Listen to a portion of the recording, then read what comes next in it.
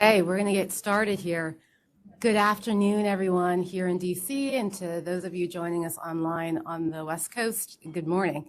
Welcome to our Environmental Law Institute panel discussion today on the environmental justice implications of plastic pollution. I'm Peggy Odom, and I'll serve as your moderator for the discussion. I'm a partner here at WilmerHale, and I chair the firm's Energy, Environment, and Natural Resources Practice Group. I'm also a very proud member of ELI's board of directors, and I want to thank ELI for putting on this important program and also thank the sponsors of today's program, the Monterey Bay Aquarium, home to the most joyful sea otters on the planet, and my family's absolute favorite aquarium, and my law firm, WilmerHale, including a number of WilmerHale attorneys who helped to organize this program, Bethany Thomas, Shannon Morrissey, and Tessa Opalach. I also want to point out that today's program emerged out of ELI's Women in Environmental Law and Leadership Initiative, which aims to achieve complete gender parity in ELI leadership and overall membership. If any of you are interested in helping us to do that or have an interest in joining ELI's Leadership Council, please see Laura Goldman or Melody DeMulling here in DC, or you can email them following the program. I'm honored and delighted to welcome our phenomenal panelists today to share their perspectives on how we should be thinking about environmental justice as domestic and international policy and regulation to address plastic pollution develops.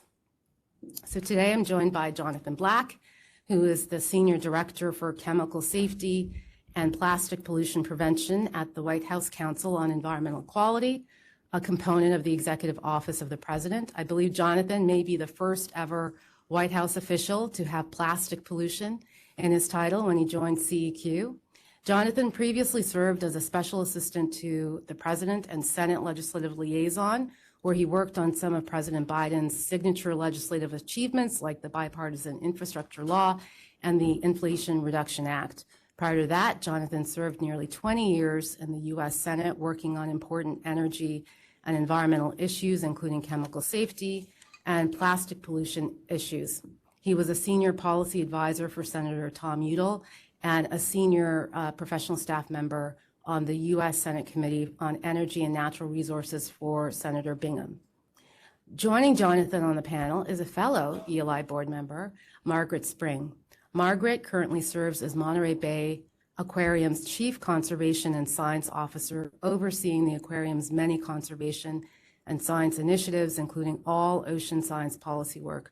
Margaret brings a wealth of experience to the position, having held senior leadership roles at NOAA, the Nature Conservancy, and on Capitol Hill as senior counsel, then general counsel to the Senior Senate Committee on Commerce, Science, and Transportation, where she played a key role in advising members of Congress on ocean and climate issues and developing legislation on major science and policy topics. And we are also fortunate to have Carlton Waterhouse on the panel. Carlton is an international expert on environmental law and environmental justice, as well as reparations and redress for historic injustices. In 2021, he was appointed by President Biden to serve as Deputy Assistant Administrator for the Office of Land and Emergency Management at the Environmental Protection Agency, and was nominated to the United States to serve as the Assistant Administrator for the office. During his 2 years serving in OLEM, Carlton oversaw the nation's programs for toxic waste site remediation, community revitalization and redevelopment through contaminated site cleanup, hazardous and solid waste materials management, chemical plant safety, and emergency response to toxic spills, fires, and explosions. He is a Fulbright research scholar and a former board member of the Environmental Law Institute and NRDC. He actively participates in national and local organizations protecting civil rights and advancing environmental protection and justice. You can read his views in all of the major media outlets. Using an interdisciplinary approach, Professor Waterhouse examines critical social issues facing the country and world in his scholarship. His forthcoming book with Cambridge University Press explores the historic and contemporary role of the U.S. Supreme Court in maintaining and dismantling racial dominance, a very timely topic. He is the he's a professor of law and the founding director of the Environmental and Climate Justice Center at the Howard University School of Law.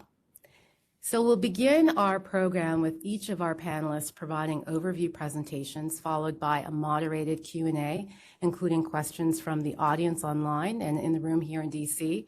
Online attendees may submit questions through the Zoom Q&A box, and those of you in DC who wish to ask questions during the Q&A session, please just raise your hand if you want, but remember to take yourself off mute so the folks online can hear all of you. For those of you interested in obtaining CLE credit, we will provide a form for virtual attendees. Those of you in the room who are interested in credit need to fill out the CLE sign-in sheet. I will say the secret CLE password later in the program at a point that is equally auspicious and mysterious, so please listen out for it. So we will turn to our panelist presentations, beginning with Jonathan, who will provide an overview of how the Biden-Harris administration is approaching plastic pollution. Terrific. Folks can hear me? Thanks for having me for this timely panel. As the links between plastic, environmental justice, and health are becoming increasingly evident in this country and all over the world. Just checking my slides here. It seems like there's just a touch delay. Great. So we know that plastic pollution disproportionately affects communities with environmental justice concerns across their life cycle. The Biden-Harris administration recognizes this connection and is committed to ensuring that federal actions to address plastic pollution prioritize public health, economic development, and equity to ensure that the benefits of combating this global crisis, including greener jobs, minimized exposure to harmful chemicals, and cleaner communities, are available to all.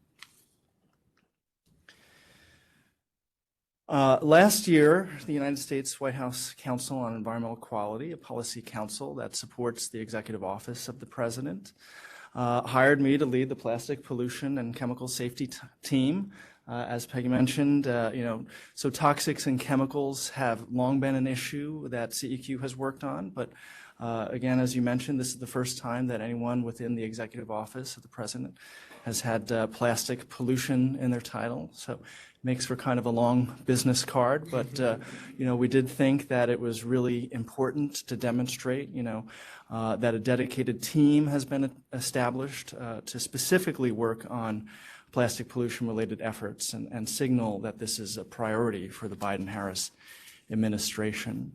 So the council, also known as CEQ, is partnering with other teams in the White House, like the Climate Policy Office and Domestic Policy Council and others, to address this issue. And so we are also working across the federal government to coordinate through an interagency policy committee, or an IPC, which is a fancy way of saying we sort of convene various different federal agencies and departments like the U.S. Department of Agriculture, Department of Energy, Environmental Protection Agency, State Department, and other key administration agencies to discuss these policies and these issues. And so the IPC that we're convening on plastic pollution aims to enhance federal efforts to address plastic pollution, recognizing that this really requires a broad and ambitious approach.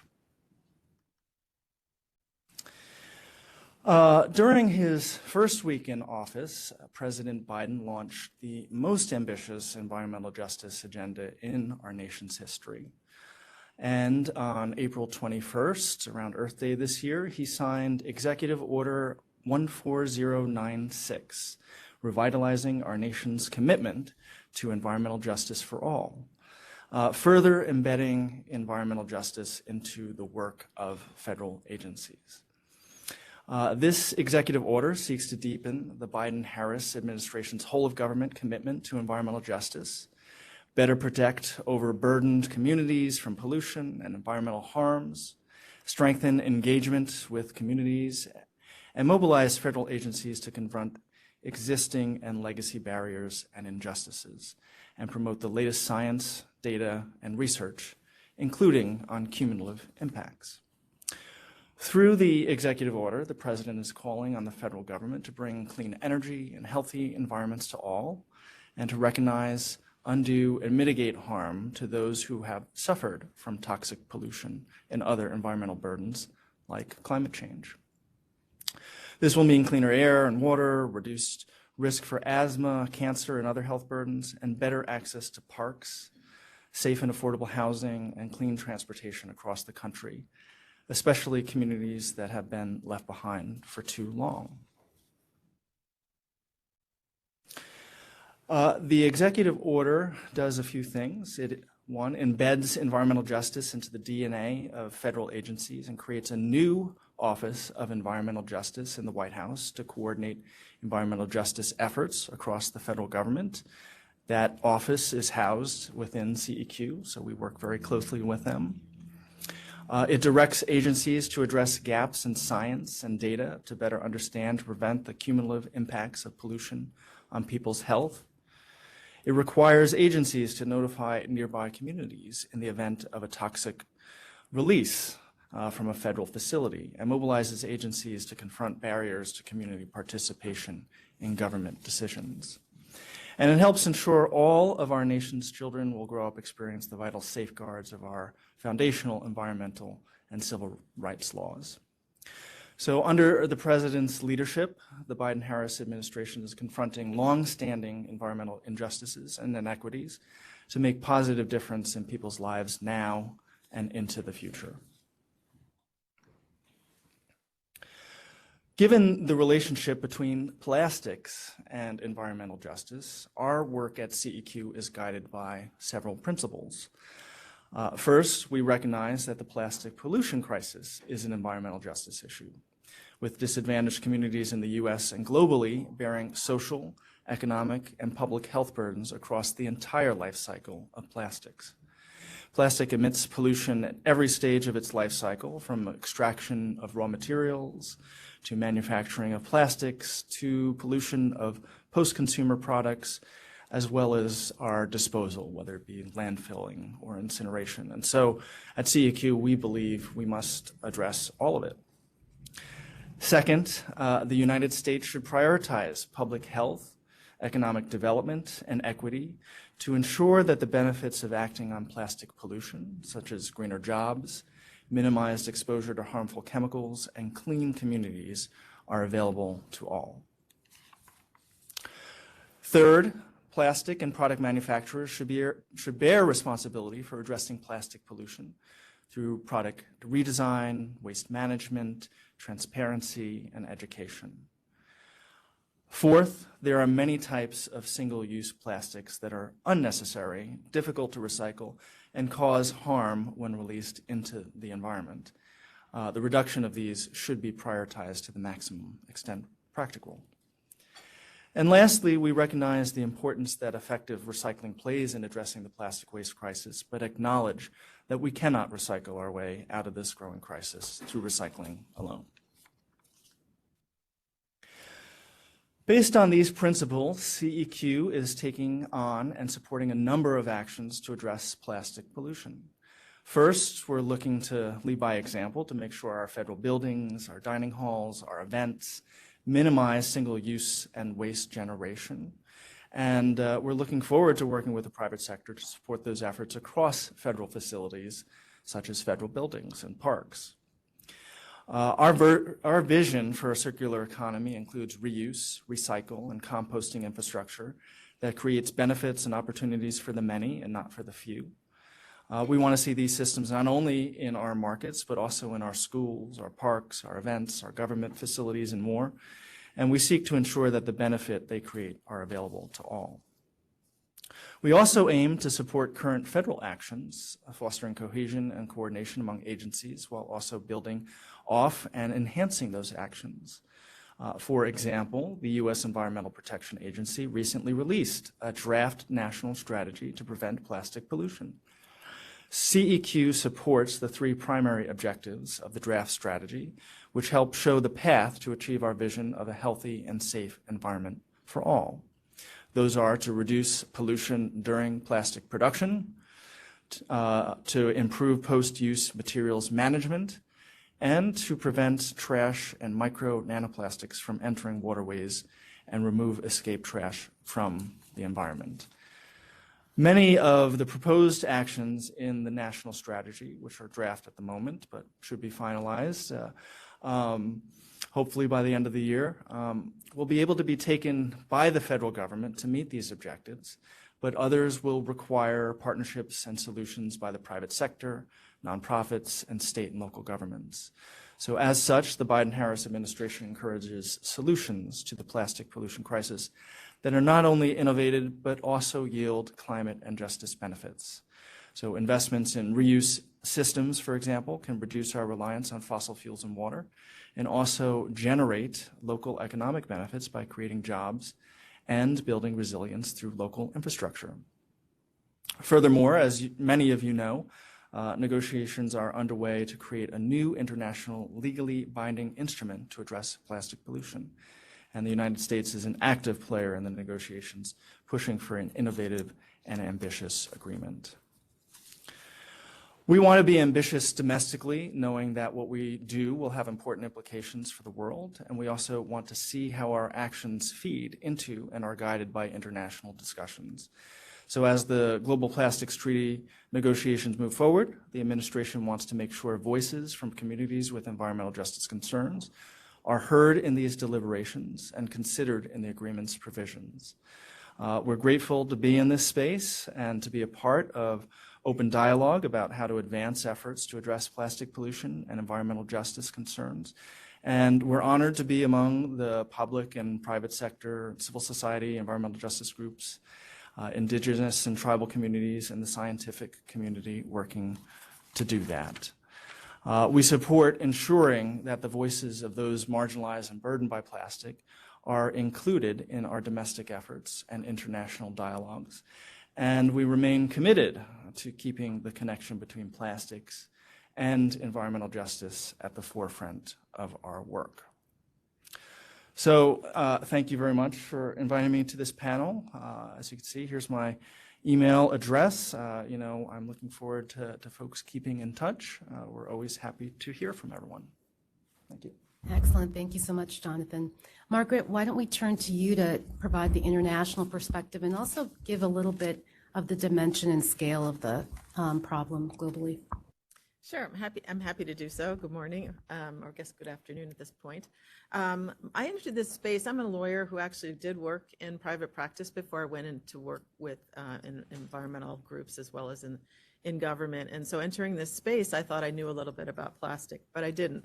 And if you're confused, it's because it's a fast-moving target, and it's an important thing for us to get organized around. While every day there's about 5 reports about plastic, I'm going to give you 3 that touch on this topic that I would encourage you to get to know.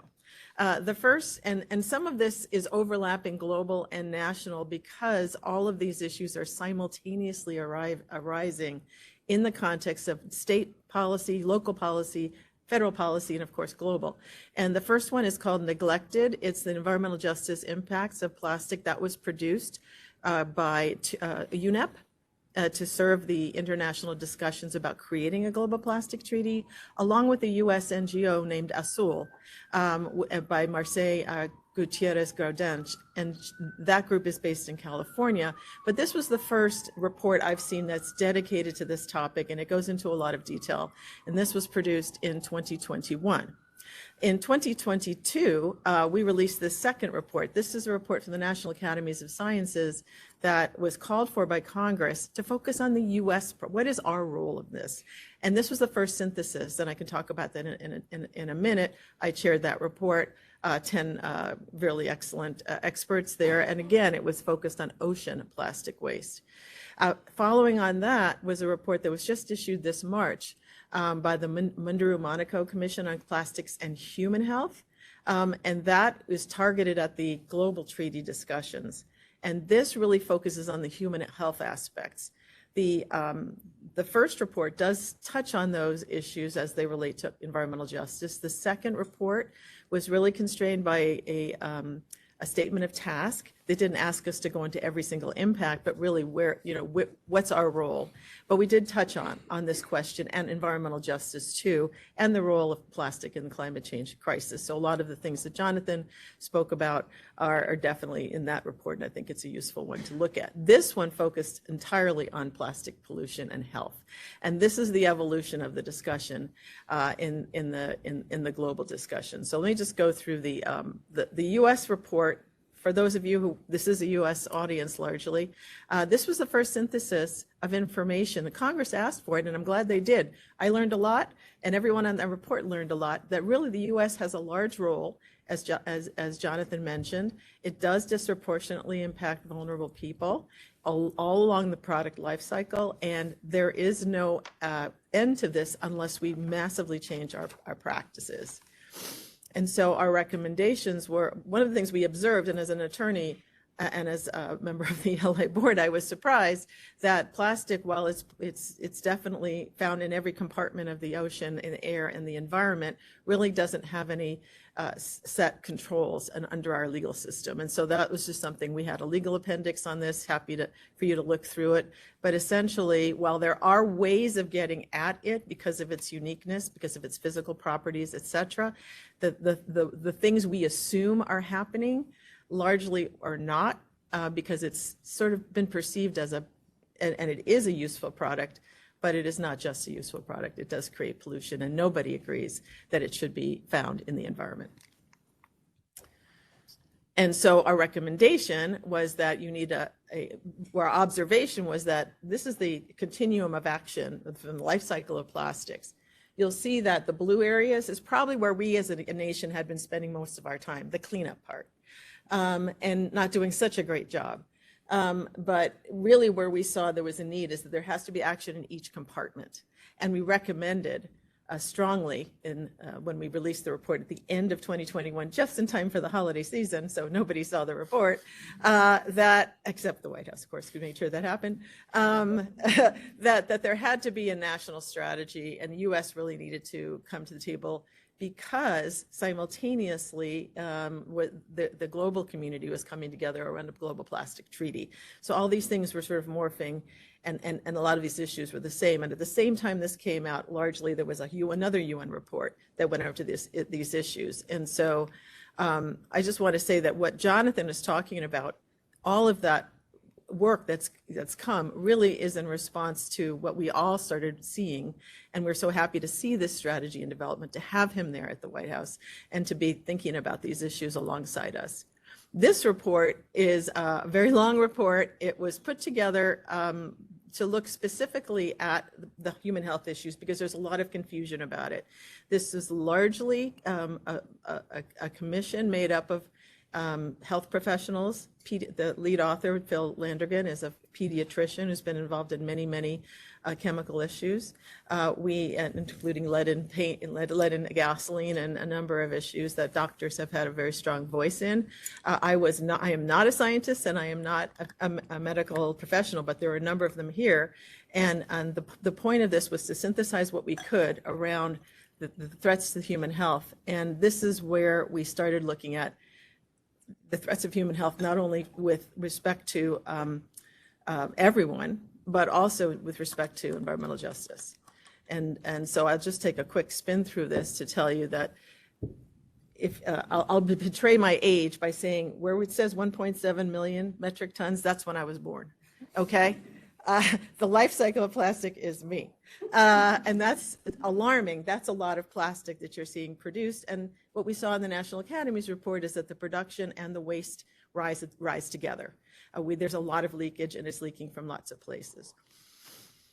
Then the other thing is to say that it is associated with harms to human health at every part of the life cycle. We think about production, 99% of plastics is created from fossil sources, but also the disposal. And all along the life cycle, there's leakage, including from use. And this is something that is a human health aspect that we should all be paying attention to, too. More than 10,500 chemicals in plastic are responsible for this. They include carcinogens, neurotoxicants, and endocrine disruptors. And as we said before, the harms fall primarily on some groups, including children of all groups and women. And so it's certain marginalized groups, but it's also all of us. And I wanted to just highlight that in this report. Many of us don't know anything about plastic. It's a string of monomers pulled together as a polymer. They have a carbon-carbon backbone, which is pretty much unbreakable. And then in order to make it useful, you have to add a lot of chemicals to it to keep it from blowing up, to keep it flexible, et cetera, et cetera. And many of those additives are now coming to light as major concerns. And there's leakage and leachage from these plastics all during their life cycle, and including in recycling. And I'm speeding through this because we don't have a lot of time. This report really goes into this. Again, we tried to show that 12,500 of the chemicals are of high concern already that we know. 4,000 of them we don't know anything about. So there's just a lot to be learned. But what we do know is alarming to medical professionals, particularly to them, which alarms me. So these are areas where we have to pay attention. And it actually can leak out of food packaging, which is also of a concern that we hadn't really focused on before.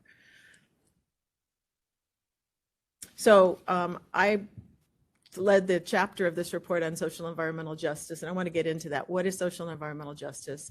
We learned from all of the work done before, including at EPA years ago. A lot of these citations to what is environmental justice do come from EPA documents from decades ago, in fact. But right now, social and environmental justice means reversing burdens in the geographies and among the groups least responsible for it, and who lack the political power or the resources to address the impacts. And usually these are in two packages: procedural equity and then distributive equity. Procedural equity means you actually have to have access and a role in decision making, but also there has to be an attention to the fact that some people are affected more by the burden of the actual waste itself or the actual harm. And so there's unequal impact and the people who are getting the benefits are not the people who are experiencing the burdens. And so plastic and chemical pollution, which are tied together, are adding to and worsening the inequitable impacts from climate change, toxic and air pollution, loss of biodiversity and ecosystem and species decline. So it affects people all along this continuum. And these are the groups that are affected. You'll see indigenous populations around the world, including the United States, coastal communities, women, children, and future generations. That's all of us. People of African descent, fossil fuel extraction workers, residents of fence line communities, you'll see, and the recovery workers, and those would be maybe waste pickers. These issues are the same whether you're in the United States or at a meeting of the Global Treaty. These groups exist everywhere, including waste pickers. So the lead of the waste pickers groups was from the United States. So this is not something that's somebody else's problem. It's all of ours. So this is a quick spin through what the inequitable impacts are on vulnerable groups. And you're not going to be able to read this, but we went through production. This is the extraction, petrochemical refining, transportation. You've seen lots of accidents and fires, et cetera, that affect certain communities. The use is one thing that I think this report helps you see is the over-reliance on plastic. It's cheap, but it's not cheap. Plastic is not cheap. We are not accounting for the cost of plastic and how it's priced. It is having extreme impacts on our ability to clean our communities, protect our health, and there are health costs associated with it. You see fast food packaging and food deserts as an issue. So some areas are more affected. Dollar stores, all those areas where you're seeing cheap, affordable things tend to be highly plasticized. And then women are often exposed to products that are female linked or gender linked, often having to do with reproduction, but sometimes having to do with household roles. And then finally, disposal, even seeing this in recycling. And so plastic waste export is another way that we in this country or in global north countries affect other countries. You've seen a lot of that.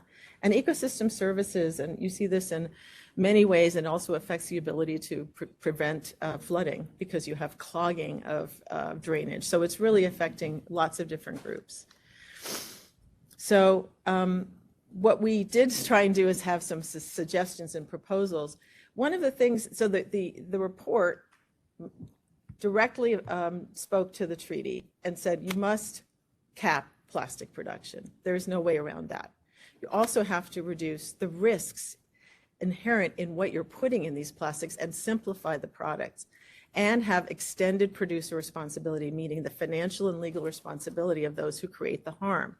Those are three things that are key procedural solutions that you're going to see, and you hear it in what Jonathan's speaking about too. Transparency and access to information. How do these people who are exposed every day to these products know how to protect themselves? How do they know what's in it? And the full economic and social cost estimation is critical. We really are not, we can't even recycle our way out of things because it's cheaper to produce plastic from scratch, essentially from fossil fuels. So these are areas where this is really out of whack. The other areas that you're probably more familiar with are equitable siting, making sure that safety and health measures are in place, that people have health care. Develop benign alternatives. How do you have safe options? Restricting toxic plastic imports, ban open burning, and acknowledge and address the societal roles. That means the people who are engaged in waste shouldn't be thrown out of a job. They should be accommodated in the new whatever the new thing is. So these are the types of things you'll see in this report, and I think that's helpful. But Neglected also has a very good discussion of this. I want to show you one example of how what this might look like. California, I happen to come from California. Can this be done in the United States? Well, it certainly could be done in California. And source reduction, we actually passed a bill, a bipartisan bill, unanimous, was supported by industry, where there was not only source reduction of plastic packaging and other packaging, but producer responsibility was taken on for the infrastructure needed to manage the packaging. And there's a new fund started, which where the producers, starting in 2027, have to fund mitigation, and the majority of it would go to low-income and disadvantaged communities. It's $10 billion, $5 billion over 10 years. That is not small amounts. And so CalRecycle is having to work through what that would look like. And the regulations or new infrastructure must avoid causing disproportionate harm to these communities. So this is a start. And also California is looking at toxicity thresholds for human health of microplastics, et cetera. So there's been a lot of risk-based approaches that have been taken. And so there are lots of ways that you can test this. But what's right on the table of the Global Plastic Treaty is devising something that would work globally, because this is a globally traded and produced commodity. And we have the first meeting was in Uruguay at the end of last year. Second was just in Paris. Third this year will be in Kenya. The fourth in the spring will be in Canada, and the fifth in the fall next year will be, and the fifth and final would be in Korea. It's slated to be open for signature by 2025. This is the fastest moving treaty I think anyone in international law will have seen. And we are simultaneously developing our own strategy as we're negotiating. So, which makes Jonathan my hero, because it's quite a balancing act, and he did come to the Paris discussions. So it's a very unique moment in time. A lot of information is coming to the fore. There's a lot of people, lawyers, scientists, and ethicists, all trying to work on what this should look like. But you're going to see the same arguments being, and what I've seen also is that when we first started this treaty, it was sort of regarded as a waste treaty. It is now seen as a human rights treaty. It is now seen as a human health treaty, and the World Health Organization has now thrown itself into the ring. So this is a very, very dynamic space, and I look forward to being part of the discussions as much as we can, and I work with scientists and trying to bring those voices to the table. So I think that was it for this, for me. Oh, and this is Dr. Mustafa, who is my co-author. She's an epidemiologist based in Nigeria, and she did bring to the fore a lot of the issues that what we do know about exposure and epidemiology is from the global north. And Africa in particular, but in other countries of the global south, very unknown. And yet more exposed than most of us. So I just want to give a nod to her. She couldn't be here. And I think that's it. Thanks so much, Margaret. I know that's sparking a lot of questions in the room. Before we get to Q&A, Carlton, invite you to give some remarks really on your perspectives on global and domestic environmental justice and what environmental justice really means for crafting solutions. Yeah, thanks so much. And just sorry. Thanks so much. Can you hear me okay?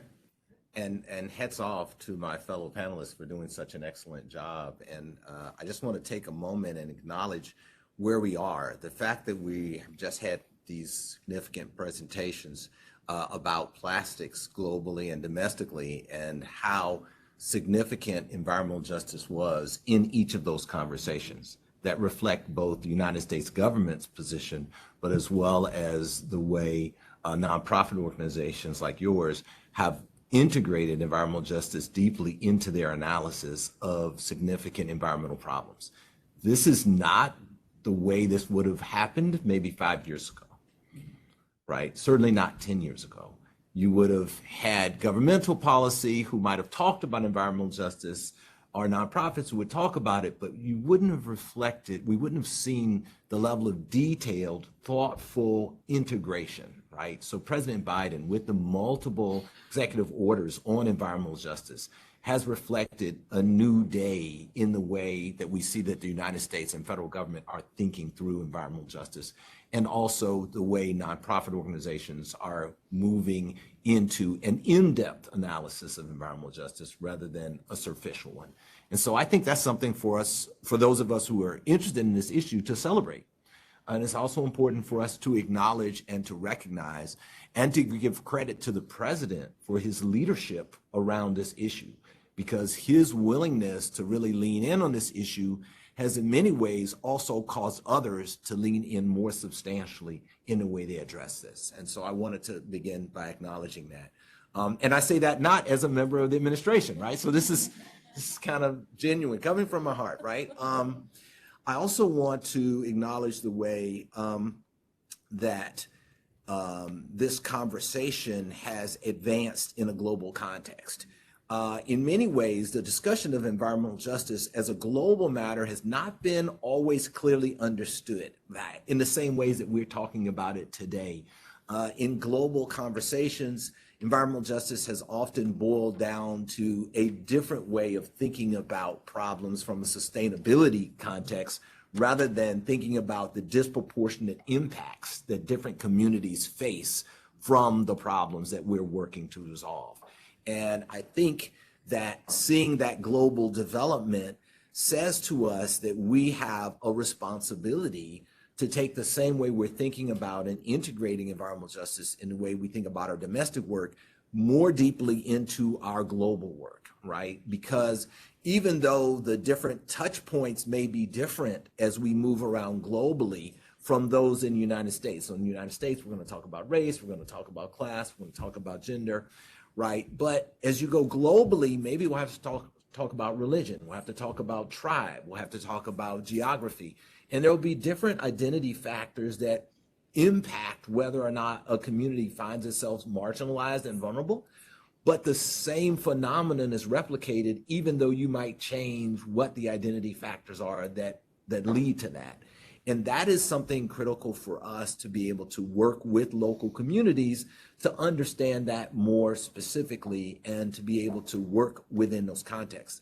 And I want to thank Margaret not only for the wonderful report that's been developed, but also for her presentation and pointing out some of the different framing of environmental justice as it exists, right? So to talk about environmental justice in its distributive context, to talk about environmental justice in its procedural context. I want to pick up there where she left off to add one thing to that, to highlight something and add something. I want to highlight, even though her slide mentioned looking at the disproportionate harms associated with the life cycle of plastics, environmental justice, as she noted in her comments, is also about the disproportional benefits, right? And so it's important for us as we think about environmental justice to not just think about who bears the pollution, but who also carries away the profits, right? That's not insignificant, right? Because what we're talking about is profit-making industries that are very profitable, right? And in light of how profitable they are, there's also a big resistance to change because that change will impact that profitability. Well, when we're thinking about profitability and the justice of it, we also should recognize that the marginalized community members are disproportionately underrepresented in the beneficiaries of the profits from those corporations, underrepresented on the boards of directors, underrepresented in the CEOs, in the C-suites, underrepresented in terms of those who are shareholders. So really the equation is almost a complete inverse, right?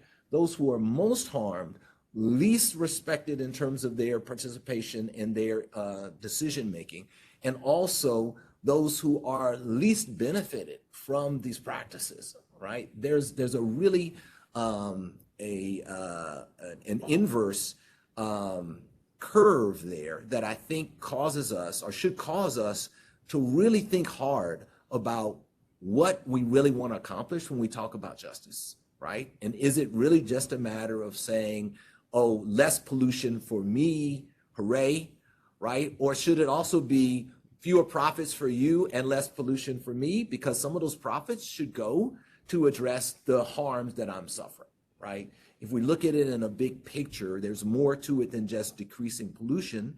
There also should be some equity brought into this equation about the profits and how they're used, right? I also want to just note that there's a third frame that I would add to the discussion of environmental justice in addition to distribution and procedure, and that's justice as recognition. When we talk about justice as recognition, in some ways we're talking about something a little different than process, but it's related. That's recognizing whose voice counts, right? Sometimes even though you have a public participation process and a 30-day public notice that's required by law, that doesn't mean that everybody who attends is actually going to have the same weight to what they say. Everybody's cultural or religious practices or beliefs are going to be equally valued in the decision-making process. So one of the things that I saw when I was working in the Office of Land and Emergency Management was how massive the legacy pollution is with regards to Indian country. Just massive amounts of legacy pollution that we have, from uranium waste in the Southwest to all kinds of different waste that are experienced for those who are in our native tribes and villages in Alaska. And so when I thought about that, one of the things that I constantly heard as I went around the country talking to members of these communities was how their cultural practices, right, were not reflected and protected in the agency's regulations and or their policies. And how justice as recognition says that we don't just look to protect people in the ways we'd want to be protected, but we want to protect people in the ways that reflect valuing their values and principles in the same way we want our values and principles to be protected and recognized. And so when we think about plastics in a global context, right, we're not just thinking about cancer risk, we're not just thinking about harm from acute impacts of being a trash picker, but we're also thinking about disruptions of natural ways of life. Is it agriculture? Is it fishing? How does this disrupt your religious practices where you live, right? How does life cycle plastic impact your total quality of life? And as we get outside of the United States context, where we have more common cultural practices and norms, we really have to be attendant to that, because some of these impacts can be substantial in ways that we may not recognize or appreciate. And that means we have to lift up the voices of those members of those marginalized communities, and in some ways give them an outsized opportunity to be heard, because it requires that we listen more attentively than we might otherwise engage. And so when I think about the life cycle of plastics, it makes me come back to some basic issues that we dealt with in Office of Land and Emergency Management when I was there. One of them being risk management plans, right? And that has to do with the safety risk associated with certain kinds of chemical production processes. And the fact that there's a draft plan right now that the agency is going to take final here in the next few months. And much of that is located right there in Cancer Alley. There is significant risk from petrochemical plants, and this is an outsized risk from plastics production that can be a matter of life and death, from explosions and from fires, right? And when we think about plastics production and risk, we have to go everything from immediate, threat to life and limb, all the way to inability to engage in my trade and practices, to engage in fishing practices that may be necessary for me to sustain my life, for my family, to being littered effectively with trash that is a mountain of garbage in my community, and bearing all of the adverse impacts of the truck traffic that comes through certain neighborhoods to move this waste from one place to the other. And so across that lifeline, I just think it's critical for us to amplify those vulnerable voices. I want to acknowledge and recognize the federal government's work, nonprofit work, and also to say we need to carry that same kind of deep commitment into all of our global conversations and advocate for that. And to ultimately accomplish that, we have to remove things that are major barriers to success, like saying we can't address the beginning of the pipeline. In other words, we can't reduce, right? EPA says reduce, reuse, recycle, right? Reducing and reusing are the first two priorities. Recycling is the third, right? If we reduce, it means we have to go to the production of plastics. We have to be willing to see a reduction in production in order to make this a manageable problem. Right now, as that kind of curve showed, we didn't grow up effectively with this being a problem. But it's a massive problem for everybody who's born today. And we have to reverse that. And we can't reverse that simply from reducing and recycling. There has to be a decrease in that massive volume that we're facing. And if we don't push to see that decrease, at least some ability to start to slowly tamp down on that well, we can't really start getting at all of the problems. So some things have to be on the table that some people don't want to have on the table, but we've got to advocate and push to make that happen. That's something I can say now that I couldn't have said when I was with the administration, because that may or may not be consistent with the administration's position in the negotiations, but I can say it should be. And that's something that the White House and the EPA need to make sure is a priority, is seeing that we're addressing this problem fully across the pipeline, including volume. Thank you. I am so glad you're teaching again. That was excellent in all of your presentations. I'll also note that the draft strategy is open for public comment, so I imagine that Carlton may be submitting comments A too. transcript of his remarks here, right? Okay, Extension to the end of this month, yeah. next month. So I want to open it up to Q&A, and I'll reveal the Sealy. If you go to the Q&A, Not this one? that one right there. Thank you. There you go. Okay, the CLE password is impact, IMPACT, I, M as in Mike, PAC, C as in Charlie, T as in Tango. Okay. I'm gonna throw this first question out to each of you. This is really just picking up on each of your opening remarks.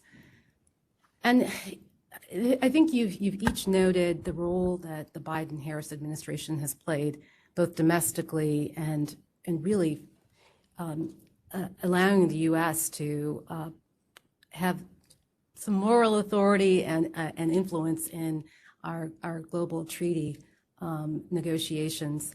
And we've talked about NGOs. Could you speak to how industry, how companies who are wanting to address this issue, how can they, sort of, where does corporate responsibility fit in here? And where does it fit in with all of the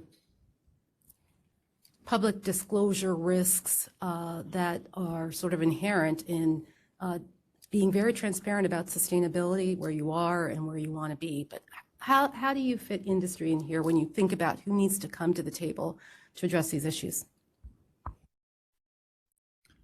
I guess maybe I'll do a quick start and just say, industry is going to be extremely important to this conversation. I think what we've heard in kind of the discussions today is that so much of this attention has been downstream and it has not happened upstream with the product design, thinking about, the cost once it goes post-consumer. And so, that makes virgin plastic, that makes a lot of different products appear cheap, but as Margaret said, the cost is quite high. And so trying to engage with industry about embedding those costs up front, trying to engage industry to embed sustainability and environmental justice throughout its product design and life cycle is really important.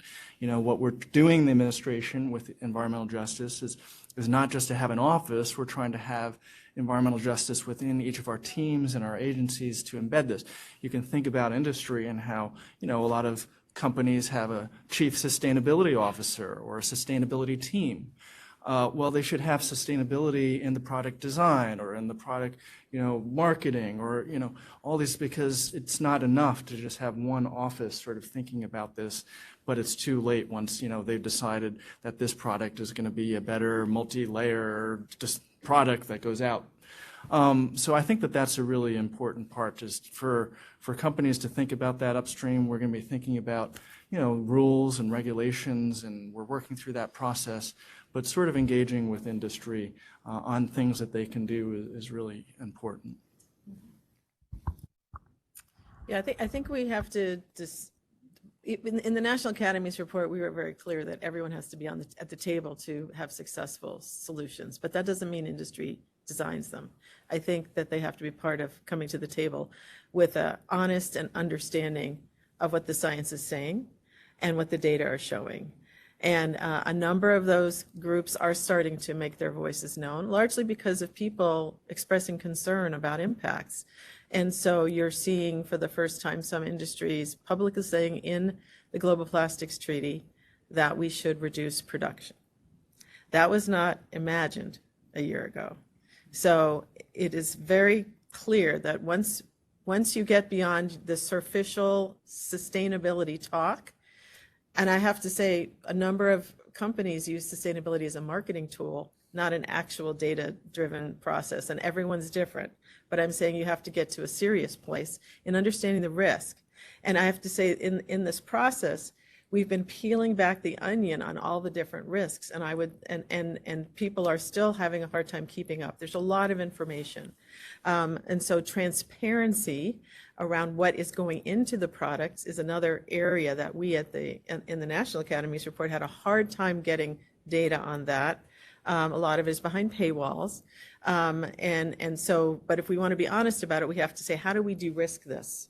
To Carlton's point, what is the worst case scenario? How can we get rid of those? And that's on the table in the global negotiations. What is the list we need to of chemicals we need to get out of these products that are going into our babies' mouths or going into your food? How can we start ratcheting down the risk?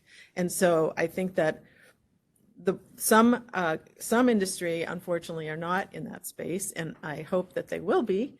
And the concern that I've seen from groups is that there's too much emphasis on selling solutions versus identifying and seriously considering the problem. And I have to say, industry is a huge spectrum. And if you care about the future generations and your future customers, you should be looking at this as a way. And there's certainly, well, I said that our laws do not directly address plastic pollution. Common law, tort law, liability, it's coming. So pay attention, and you're seeing that shareholders are bringing suits. The Carbon Disclosure Project now includes plastic. Disclosure, people care about it, and it's one of the issues that has moved so fast because people care about it. And so whoever is going to be at the table understanding the real issues and talking to scientists is going to be probably the most. And what we're seeing at the Global Plastics Treaty is an advocacy from industry saying we need global rules or we can't compete doing well, because low riders essentially can skim the system. So I would just say there's a lot of lack of transparency for many reasons of what is going into products, because it's not controlled by one. It's not just Joe Acme. It's lots of millions and millions and millions of companies. And so the demand has to be also from the consuming side too. And that's where you're seeing a rift, I would say, and a good one. I would just say very quickly that we need one legislative action, I think, because this is a bigger problem than the executive branches can solve alone. So we need some action at the legislative level to really lean in on this issue to help address it along the pipeline. We also need action by state and local governments to address the issue. Some have banned single-use plastics. Those efforts are helping to draw attention to the problem and getting the attention of manufacturers. And I think that's important. But I also think it's critical that industry really take ethical responsibility for their products, and they can't distance themselves from what are the very known realities of the harm that their products cause. I should note, I use plastics every day. I got up using plastics in my house. I had plastics in the car that I drove, probably walked on some plastics on the way here, right? Plastics are all over, and as a consumer, I haven't said I'm not going to buy it if it has plastics. So I also have my own part, right? Which is to educate myself and become aware of where I can make decisions that are going to distance me from plastics and the most harmful plastics, and to communicate that to companies, but also to push companies to acknowledge and recognize that if there's a sea of plastics in the middle of our ocean that is causing massive disruption to ecosystems, even though they might not have thrown the bottle there, they produced the bottle that got thrown there. And they're aware of that. And they have to take some accountability and responsibility for that. So I think extended producer responsibility is going to be a critical part of addressing this as well. Okay, I'd like to open it up to any questions here first in DC. Anyone have any questions? Yes, please. And make sure to turn your mic on. Good afternoon. Thanks everyone for presenting. My question's about, again, on the producer side, more about labor justice, because labor justice is a huge part of the broad umbrella of environmental justice. And I wanted to know on the international side, because a lot of the products that, we have, that plastic products are produced and imported to the US. And I was wondering on the global treaty end of things, how are we marrying that aspect of like labor justice and health and safety in the workplace with the broader plastic pollution discussion, and what lessons can we learn from our past kind of efforts to alleviate a lot of the human rights violations that occur at that production level? Well, I'll say it's a work in progress. That there's, as I said, just the World Health Organization just came to the table through a resolution a month ago, 3 weeks ago. ILO has been called out as a group that should be more involved in these. The waste picker issues are probably the leading voice on labor and protections. And there's a just transition movement that's organized, I think, by Kenya and a number of other countries. But it's been mostly in that context so far. However, the UN Human Rights Commissioner has definitely identified plastic as a major human rights issue.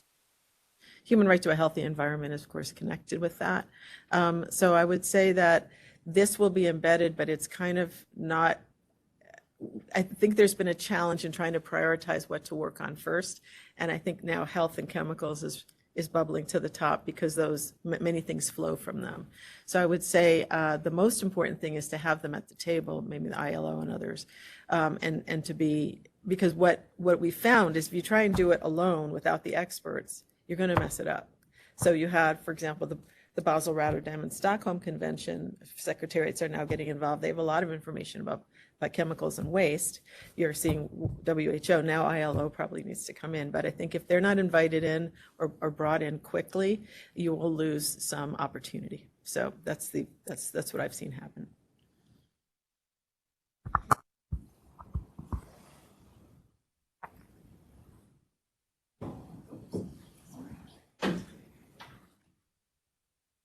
Hello. I just first want to thank you guys for today's discussion. I've actually learned a lot, and it's been great. I'm really happy to see this conversation happening in this space. My name is Jackie Nunez. I'm the founder of The Last Plastic Straw. I'm originally from Santa Cruz, California, and I have to say I'm really excited that Monterey Bay Aquarium got involved in this issue. I've worked with them for many years with the teachers and education, so it's just really great to see this presentation and see what's happening with the the reports and everything. I'm also now the Advocacy and Engagement Manager for Plastic Pollution Coalition. And my first statement is that, one of the things that when in the height of the whole plastic straw ban, I got yelled at on Fox News, and I did get the last line in, and that was, plastic never was and never will be disposable, and neither are we. These are some of the things some of the concepts I think that we really need to look at, and to really be able to speak truth to plastic in the real, real ways. So my question to you guys are, so what's next? What are you looking at, and next steps, and how can we help? Well, thank you, Jackie. In terms of our process at the council, our steps are really, we're still involved in sort of surveying the federal government on all the different policies and programs that they have going on. You would be surprised, and someday we will be able to share, how much work is being done. But I think once we've done identified that, we want to make sure that it's all working in the same direction, that people are taking advantage of things that other agencies are doing. But it will also kind of reveal the gaps. And I think there will be areas where we can use existing statutory authority to fill those gaps, where we can use funding to fill those gaps, where we can use partnerships with private sector or NGOs to fill them. As Carlton mentioned, there are other gaps where we might need legislative authorities and the likes. And so, that's really what our process is. We're still early into it of trying to put this together. I think that in sort of conjunction with EPA's strategy is saying, here's a draft national strategy that says here are voluntary actions that the federal government can take, that states and local governments can take, that industry can take, sort of saying, well, who's going to take those things and how we're going to do them by sort of implementing them. So that's sort of next steps for us on our horizon and how we're thinking about it. Yeah, I've been waiting for the strategy. So yes, we had to start somewhere, and definitely it was great that we started with a report that were a bipartisan group of senators and congresspeople asked to know the real deal. Mm-hmm. We told them the real deal, and they're thinking about it.